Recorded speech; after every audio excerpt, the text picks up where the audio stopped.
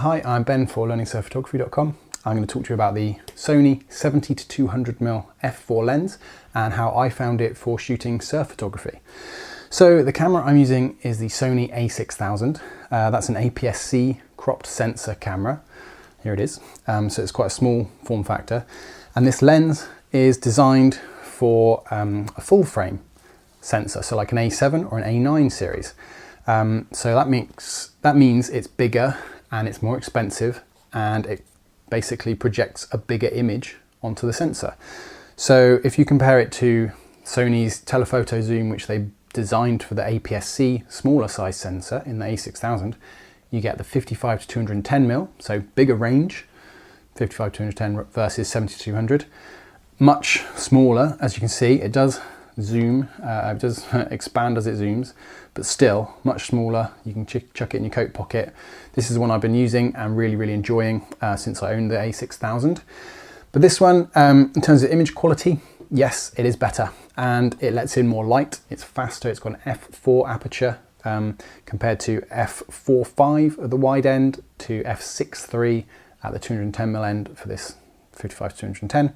This is f4 throughout the range, 70-200, which definitely is a benefit if you're shooting in low light conditions. It does allow you to use a faster shutter speed, which freezes the action and gives you a lower ISO, which means less noise. Having said that, I've used this lens in low light conditions like early morning, late evening, or really overcast days, and I've shot this at 210mm f6.3, a fast shutter speed like 1/1000th of a second to freeze action. And the ISO does get bumped up, and obviously it's definitely higher than this one, but it's still, I found surfing, you're outside, obviously, till we start building wave parks inside, then there's still actually quite a bit of light around, even though it doesn't seem like it at the time. I've been able to get really usable shots before the sun comes up at f6.3. You may feel differently when you see the noise in the photo. There'll be some sample shots linked below to learningsurfphotography.com where I'll show you some samples.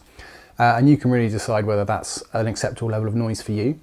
If it isn't, then look at something like this, which is obviously much more expensive, $1,500 versus $250, for instance.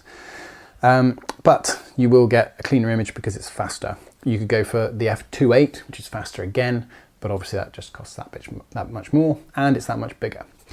So it's bigger for those two reasons. It's designed for full frame and it's faster. This is designed for a smaller image sensor and it's slower. So the other things you get with this lens are tripod mount, because it's bigger and heavier. You might want to mount it on a tripod rather than the camera, and a lens hood. You do get a lens hood with the other one as well. This one is a white lens, which is basically copied from Canon's Pro Series, L series lenses. This is Sony G series, which is not their highest level. They have a GM, G Master range as well, but this is the G range. So it's very good quality. I would say quality-wise, you can tell the difference between the two, but for my uses, which is 99% online with the odd print, about this big, bit bigger, this is fine. This works for me really well. Other reasons you might want to go for this lens, so pros of the 70-200 are it's got an internal zoom, that's 70mm, that's 200mm, exactly the same size. As you can see, 55mm, 210mm. For a bit more of an extreme example, 18mm, 200mm. That's the Sony 18-200mm compared to the 70-200. I'll talk more about this one versus this one another time, so subscribe if you're up for that, if you want to see the differences. But basically, focus works flawlessly, image stabilization works flawlessly.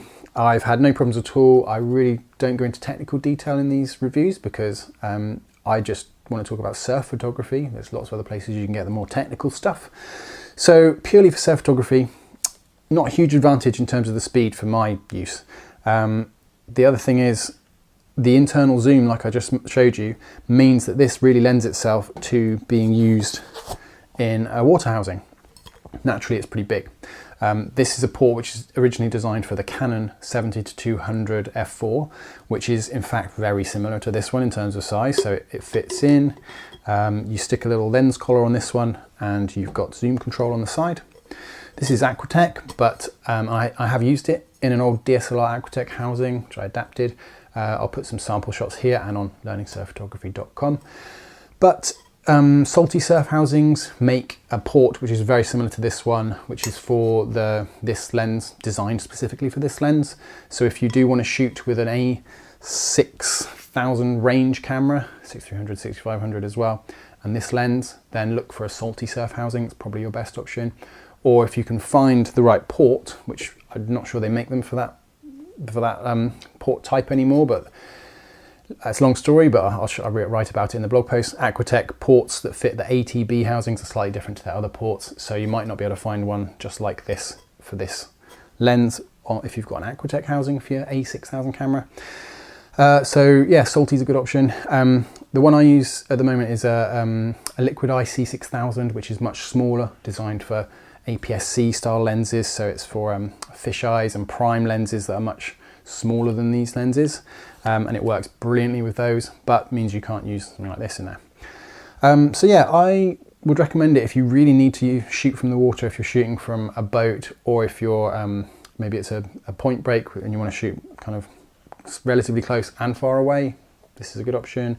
If you want to shoot a really peaky beach break, maybe this would be a good shout. But yeah, I've had good results with especially with my old Canon 70-200 f4. I really enjoyed that, and you can get really nice zoom right in, get good depth of field. So that's the other place this will be a benefit if you want to use it outside of surf photography for portraits and things like that.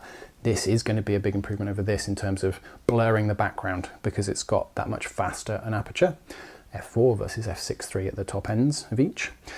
But basically, if you've got a APS-C sensor Sony camera like the A6000, 6300, 6500, and you want to shoot surfing from the beach, I don't think it's worth the extra to go for the 70-200 f4. I reckon you'd be better off with the 55-210 and something, if you need the extra reach, like the Olympus T-Con 17X. I've written about this before, and I've put another link to another video underneath where I talk about this at more depth. But that's what I'm going to do, sticking with these. I'm going to be selling this one on. Great lens, but big, heavy. I don't want to carry it around with me. This one's much easier. You look like a pro because it's white, which I prefer to be a bit low key, stay under the radar if I can. So great lens if you've got a full frame camera, if you need to shoot in the water with the water housing and you need that self-contained zoom. But essentially, I'd say the gap in image quality isn't enormous. It is noticeable. So again, if you're blowing up really big, or if you're obsessed with the very fine details of your photos and they have to be perfect for you, spend the extra and get this. You've probably already got it. You've probably got the 2.8 if you're obsessed with that kind of detail. If you shoot mostly for online and for relatively small prints for your friends, for people who are doing surf lessons or something like that, then grab one of these and you're good to go. You'll be getting really good shots. So that's it. That's all I've got on the 70-200 f4. I will be doing some more videos very soon, so subscribe if you want to see more, especially a comparison of the 18-200mm versus 55-210mm for surf photography. Head to learningsurfphotography.com where you can read a lot more about learning surf photography. And if you've got any questions, send me an email, ben@learningsurfphotography.com. I'll do my best to answer. That's it. Hopefully I'll bring you some more very soon. Thanks very much.